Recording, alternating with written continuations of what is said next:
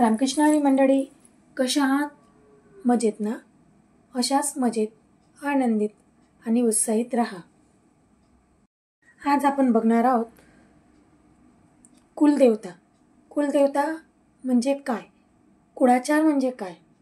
रोज कुलदेवतेची सेवा केल्याने काय होते? ही पूजा केल्याने तुम्हाला, तुमच्या परिवाराला, तुमच्या पिढीला, समोर येणाऱ्या पिढीला काय फायदा होईल? चला तर मग बघूया. त्या अगोदर मैत्रिणींनो, माझा व्हिडिओ जर तुम्हाला आवडेल, सबस्क्राईब करा, लाईक करा आणि घंटेची बटन प्रेस करा. कुळ कुळ म्हणजे एक समूह. ज्या समूहाला सर्व समाजा मिळून जो बनलेला असतो त्याला कुळाचार असे म्हटले जाते. आपल्या घरामध्ये जशी आपली आई आपलं घर सांभाळत असते, दररोज नीटनेटकेपणाने जसं आपलं घर आपली आई सांभाळते, त्याचप्रमाणे आपण जर आपल्या कुळाचार केला, कुलदेवतेची सेवा केली, तर ती कुलदेवता आपल्या समाजाला, आपल्या सराउंडिंगला एक पॉझिटिव्ह एनर्जी देत असते. ती कशी मिळते आणि तिची सेवा काय काय करू, नित्यपूजेत काय केलं पाहिजे, हे आज आपण बघणार आहोत. मैत्रिणींनो, दररोज आपल्या घरी आपल्या कुलदेवतेची सेवा ही झालीच पाहिजे. नित्यपूजेत आपल्या कुलदेवतेची सेवा ही झालीच पाहिजे. आपण जर आपल्या कुलदेवतेचे नेहमी दररोज आपल्या पूजनात पूजन केलं तर आपल्या कुळाला, आपल्या समूहाला ती एक कवच बनून भेटते. सराउंडिंगमध्ये एक पॉझिटिव्ह ऊर्जा निर्माण करते. तिची सेवा केल्याने आपल्याला आजूबाजूला एक पॉझिटिव्हिटीचा एक औरा, एक ऊर्जा सराउंडिंगमध्ये तयार होते आणि ती आपल्याला नेहमी एक प्रोटेक्शन, एक संरक्षण करत असते. ज्याप्रमाणे आपण नित्यसेवेत देवपूजा करतो आणि जी स्त्री नित्यसेवेत देवपूजा करते तिच्या चेहऱ्यावर एक अनोखी तेज असते. त्याचप्रमाणे जर आपण कुळदेवतेची सेवा नित्यपूजेत दररोज जर केली तर आपले जे कामं अडथळे निर्माण होतात ते मार्गी लागतात. आपण एक काम करायला गेलो आणि त्यात अडचण निर्माण झाली तर ती जसं आपल्याला एक कुठेतरी खंत निर्माण होते. पण आपण जर नित्यसेवेत आपल्या कुलदेवतेची सेवा चालू केली तर आपले काम मार्गी लागते आणि एक प्रोटेक्शन, एक ऊर्जा आपल्याला सतत आपल्या पाठीशी उभी राहते. बघा, आपल्या घरात आपली आई नेहमी खंबीरपणे आपल्या पाठीशी उभी राहते.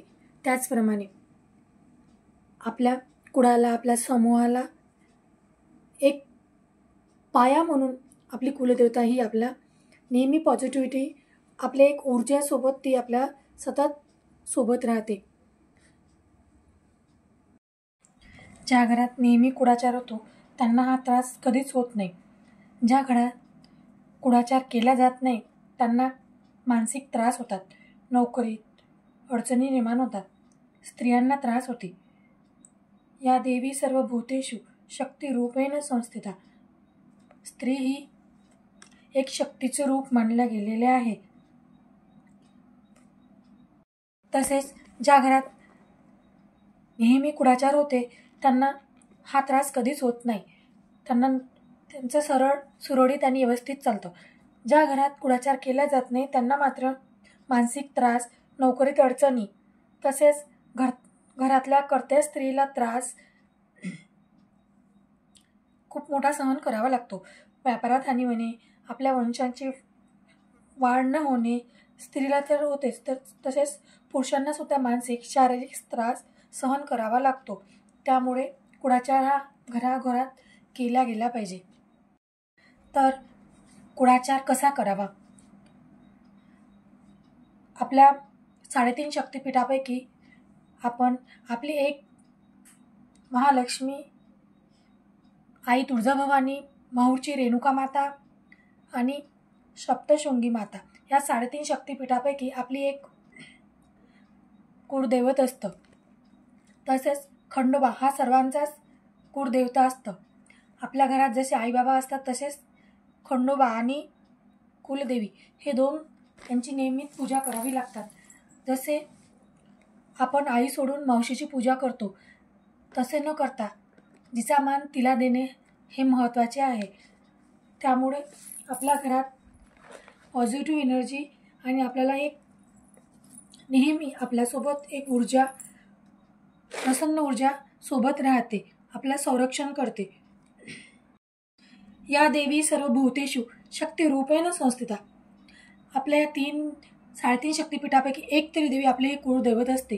ज्यांना कोणा आपल्या कुळदैवत माहीत नसेल त्यांनी कुळदैवत माहीत करून घेणे हे खूप महत्त्वाचे झालेले आहे. आपल्या पूर्वजांना, आपल्या आईवडिलांना, आजोबांना विचारायचं की आपली कुळदेवता कोण आहे, आणि माहीत असलं तर सर्वात चांगलं. वर्षातून एकदा तरी त्या कुळदेवतेला जाऊन भेट द्यायची, तिथे वटी भरायची, जे पूजा अर्चा करायची.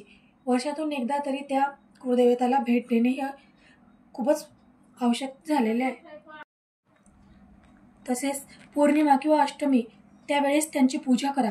वर्षातून एकदा मूळ ठिकाणी जाऊन ओटी भरावी, तिचा मान सन्मान करावा. तिथी आपल्याला कुळाच्या देवाची पूजा ही केलीच पाहिजे.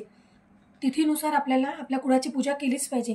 ज्याप्रमाणे आपण आपली कुलदेवता जर माहीत असेल तर आपल्याला त्या ठिकाणी जाऊन पूजा करायची आहे, आणि त्याची तिथी असते.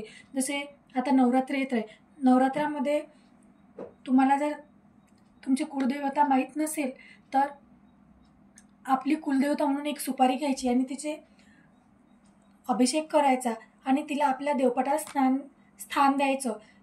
तिला तांदूळ ठेवायचे आणि तांदूळावर सुपारी म्हणून तू माझी कुलदेवता म्हणून तिला जागा द्यायची, आणि नित्य सेवेत तिची हळदी कुंकू तिच्यावर अर्पण करायचं. कुंकू हे सूर्याची ऊर्जा देणारे असते. तसेच हरिद्रव्य खूप महत्त्वाचे आहे. त्याप्रमाणे स्वतःच्या कपाळावर कुंकू हळद लावून तुपाची एक फुलवात लावायची, आणि त्या ज्योतीला तू माझी कुळदेवत आहे आणि माझी कुळदेवत जिथे कुठे असेल तिथपर्यंत मला त्या कुलदेवतापर्यंत मला पोहोचव आणि माझे काम मार्गी लाव, असं सेवा करायची आणि तिला मनोभावाने प्रार्थना करायची. त्याचप्रमाणे आता नवरात्र येत आहे. चैत्र पौर्णिमा, अष्टमी, नवमी, नवरात्र देवीची प्रार्थना करावी, आणि आपली कुळदेवत जिथे कुठे असेल त्या कुलदेवतेपर्यंत मला तू पोहोचव अशी तिच्याकडे मनोभावाने प्रार्थना करायची. घरात मंगल कलश स्थापन करायचा, देवपटात एक मंगल कलश स्थापन करायचा आणि तिला कुलदेवत म्हणून तिची सेवा करायची. ही सेवा तुम्ही चालू करा, तुम्हाला नक्की तुमच्या घरात फरक पडेल, तुमच्या सराउंडिंगमध्ये फरक पडेल. ही सेवा जर तुम्ही चालू केली तर तुम्हाला 7 दिवसात नक्की रिझल्ट काही ना काही तरी नक्की तुम्हाला जाणवेल. माझे व्हिडिओ जर तुम्हाला आवडत असेल तर सबस्क्राईब करा, घंटीचे बटन प्रेस करा. पूर्ण व्हिडिओ बघितल्याबद्दल धन्यवाद.